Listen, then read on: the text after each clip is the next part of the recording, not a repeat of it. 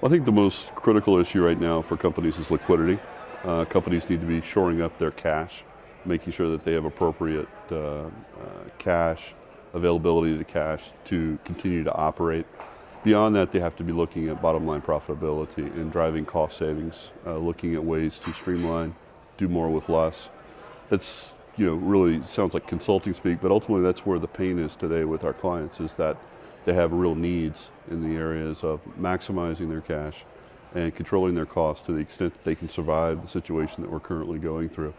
And one of the things that's been discussed at this conference that I think is very valid is that there are going to be a lot of people that are going to be in upheaval over the next year because of the fact that all this is interrelated. As your liquidity slows, as your profitability declines, you run into situations where you start tripping debt covenants and you start doing things that really create needs for solutions to pain and to allow companies to move forward successfully in meeting their goals and objectives. We tell our clients to really have a plan, be focused on what you're looking to do to work through the current state situation. Don't just react. It's a time where people who don't have a plan are panicking and just making knee-jerk reactions to what's going on in the economy and in their companies. And what we're telling people is have a plan, know where you're going, let us work with you to put that plan together, and then go out and execute according to that plan. But certainly know where you're going, otherwise you're never going to know when you get there. And what are your goals and objectives to restructure?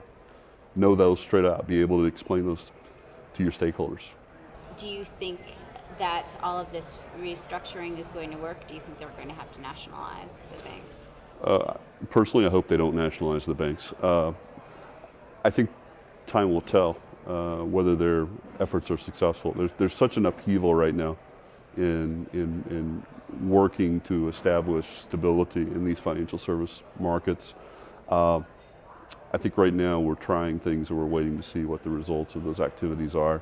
I hope they're successful, as a professional and on a personal level, I hope they're very successful. Long term, I think we're going to have to see this thing work through, and in time we'll know the level of success.